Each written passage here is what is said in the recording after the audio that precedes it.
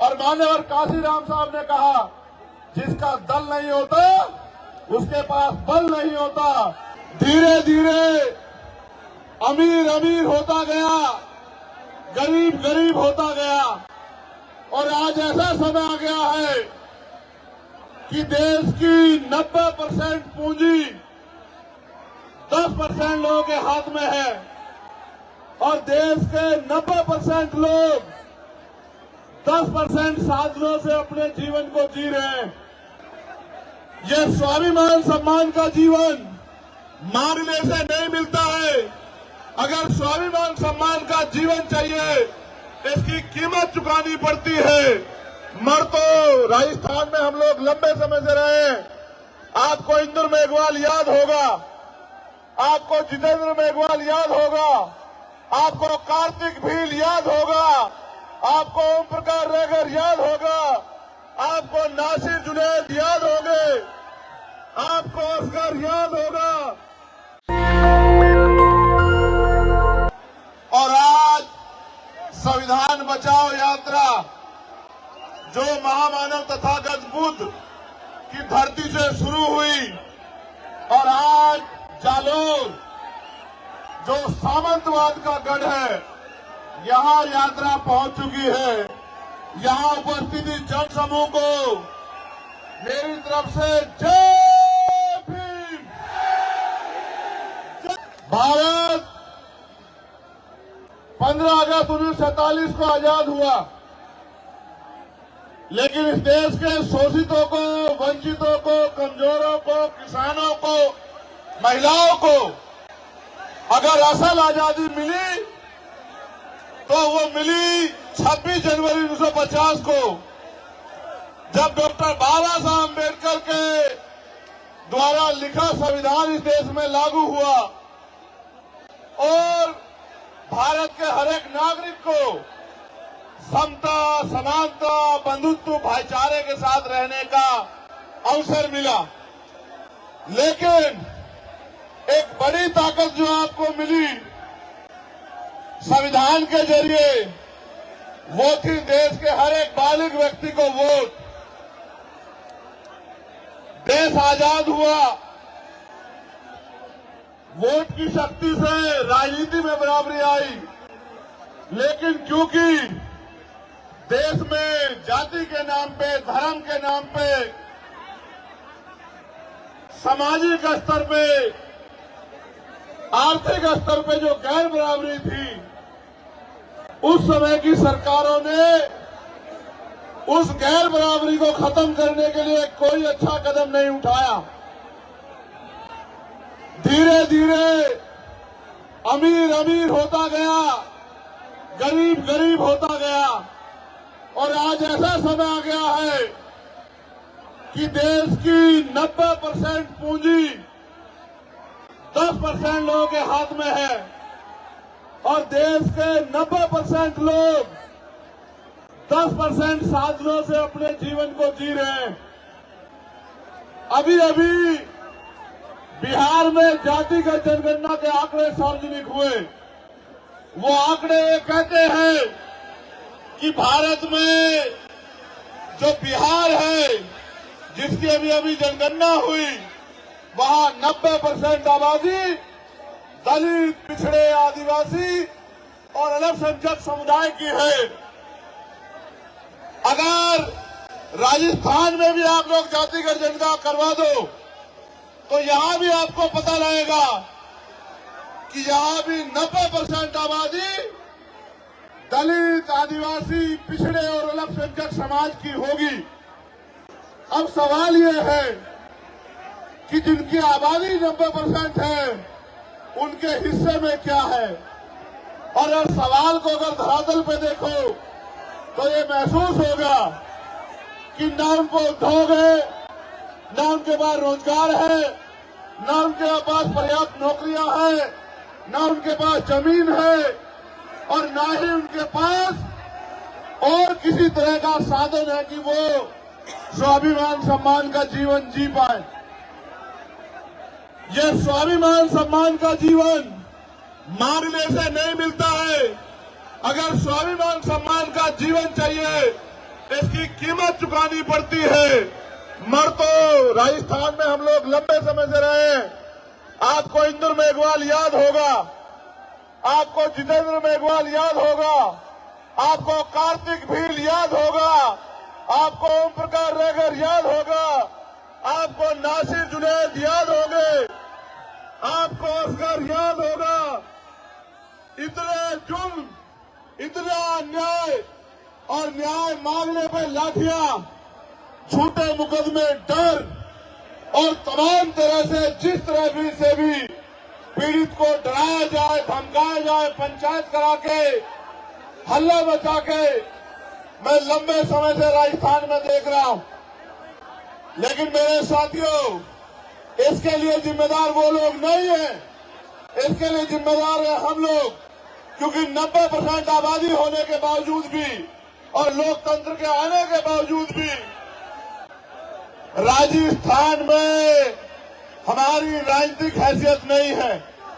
अगर राजस्थान में हम लोग अपनी राजनीतिक हैसियत बना लें तो ना तो हमें अच्छी पढ़ाई के लिए किसी के आगे हाथ फैलाना पड़ेगा, ना रोजगार के लिए किसी के आगे हाथ फैलाना पड़ेगा, ना अपने बच्चों के लिए बड़े बड़े हॉस्टल बनाने के लिए हाथ फैलाना पड़ेगा, ना हॉस्टल में सुविधा देने के लिए हाथ फैलाना पड़ेगा, ना बहन बेटियों की शादी करने के लिए अपनी जमीन गिरवी रखनी पड़ेगी या उधार लेना पड़ेगा, ना ही बीमार होने पे इलाज के लिए हमें किसी की तरफ बेबस लाचार निगाहों से देखना पड़ेगा।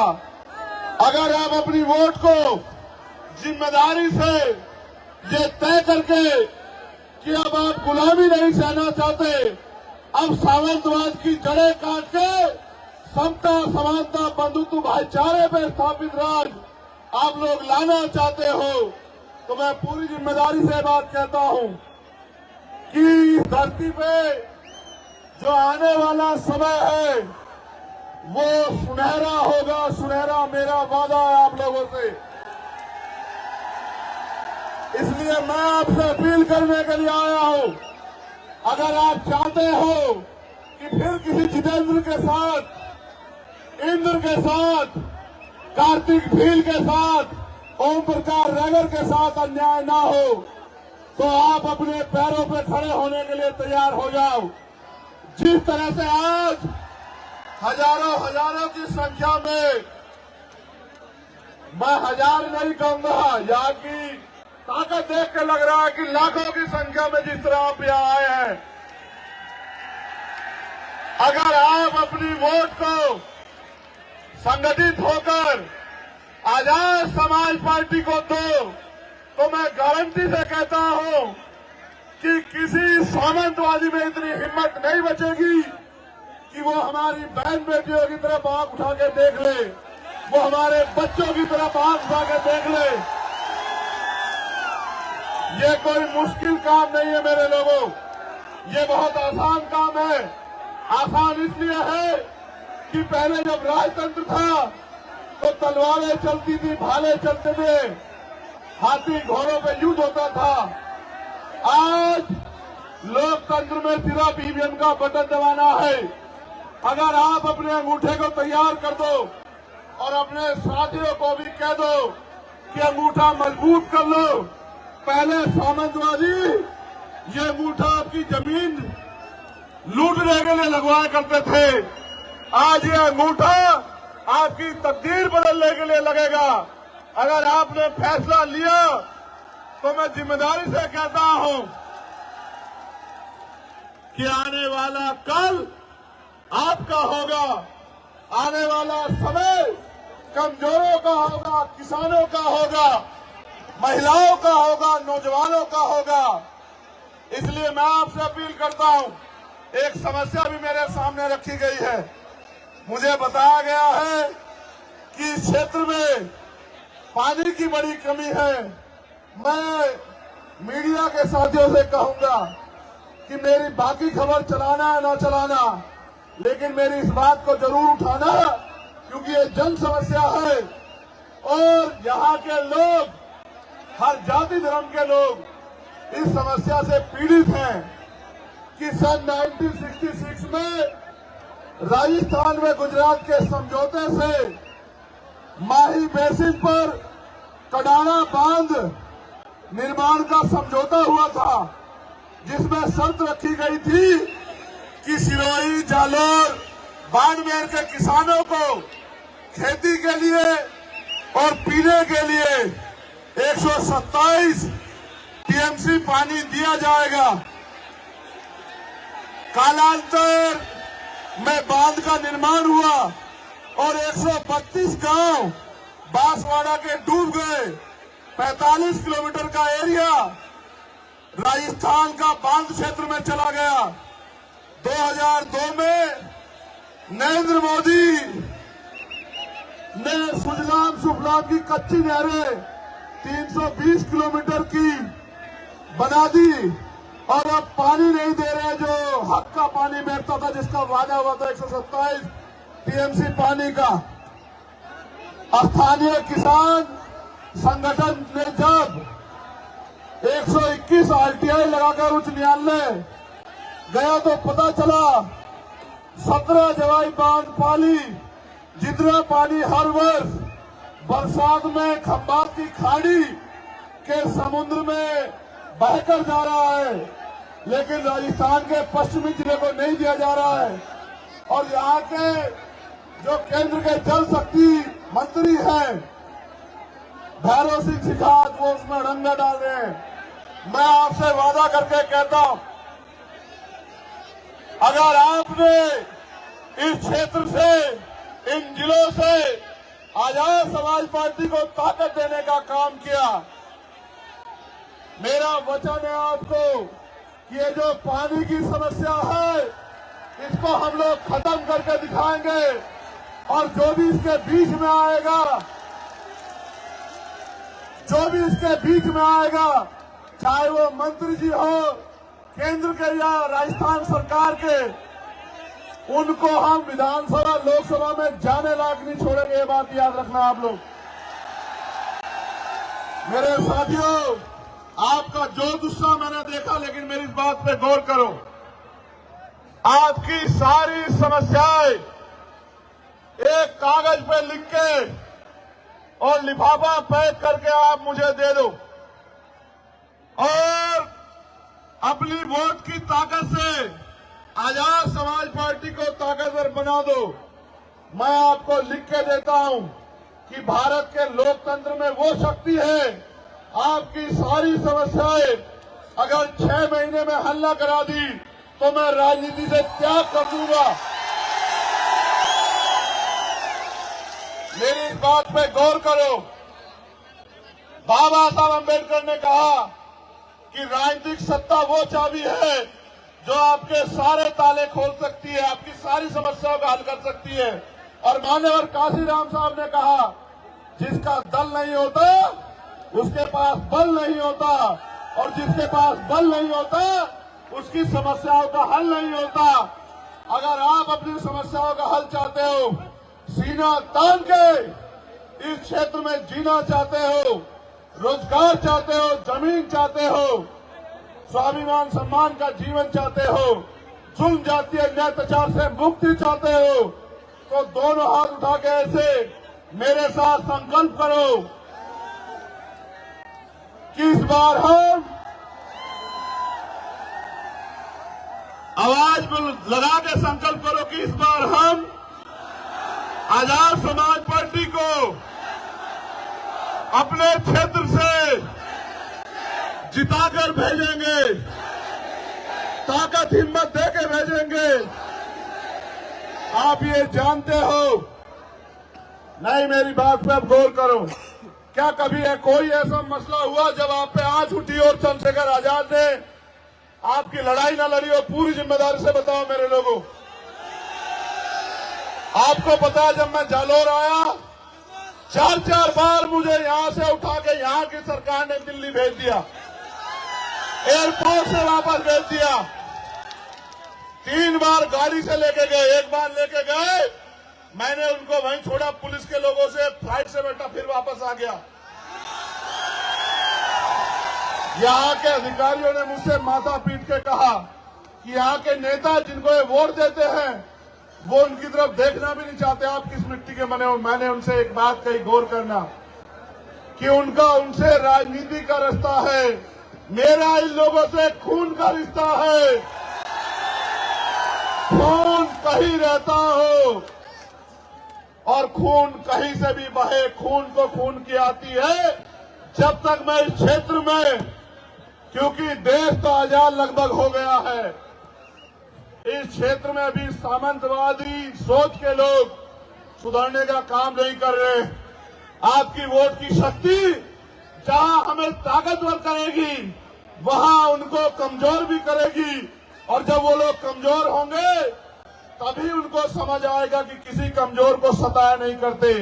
पुणे में एक बार आपसे कहूंगा, अपने मोबाइल निकालें, जहां तक भी आप हैं अपने मोबाइल निकाल के मुझे एहसास कराएं कि आप मुझे कहां तक सुन रहे हैं।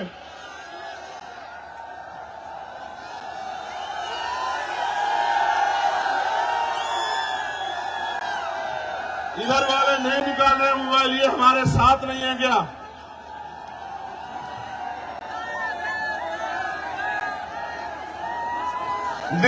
ये बीच में कुछ ऐसा लग रहा है कि बीच में लाइट है नहीं, ऐसा क्या है? मैं आज के कार्यक्रम के लिए, सबसे मजबूत कार्यक्रम के लिए, जालौर की भीम आर्मी, आजाद समाज पार्टी की पूरी टीम को, एक एक कार्यकर्ताओं को बधाई देता हूं। और मुझे विश्वास है कि ये जो रोशनी आज यहाँ जालौर से चली है, इसकी खबर कुछ ही घंटों में जयपुर में बैठे मुख्यमंत्री में भी जाएगी और उसके कुछ ही देर बाद दिल्ली में बैठे प्राइम मिनिस्टर में भी जाएगी। मैं ये वादा नहीं करना चाहता था, लेकिन कह रहा हूं, एक लाइट वहां जल रही है, देखो ऊंचाई पे, वो देखो वहां।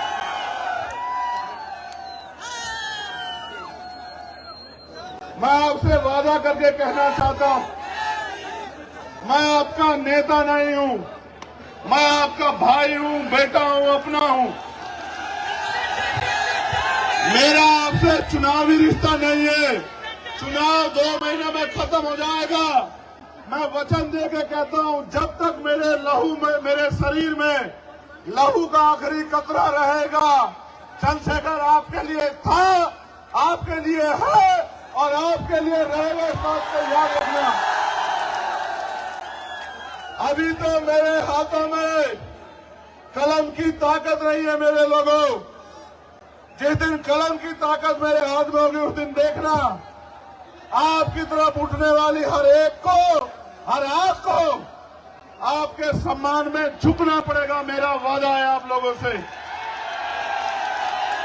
अगर आपने विधानसभा चुनाव में मेरी हिम्मत बढ़ाई, तो लोकसभा चुनाव में मैं आपके बीच रहूंगा। मेरा आपसे वादा है, इस बात को अब याद रखना। पूरी हिम्मत ताकत से रहूंगा। पुणे, आप सबको बहुत बहुत बधाई।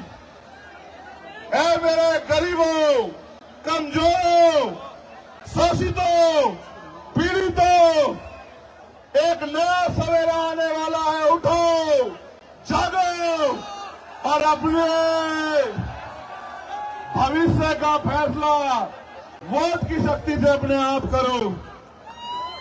आने वाला नेशनल दस्तक की आपसे गुजारिश है कि अगर इसको बचाना चाहते हैं तो नेशनल दस्तक को सब्सक्राइब करने के लिए रेड कलर के सब्सक्राइब बटन को दबाएं, फिर बेल आइकन की घंटी दबाएं। नेशनल दस्तक को बचाने के लिए बहुत जरूरी है कि हर खबर को शेयर करें, लाइक करें, कमेंट जरूर करें।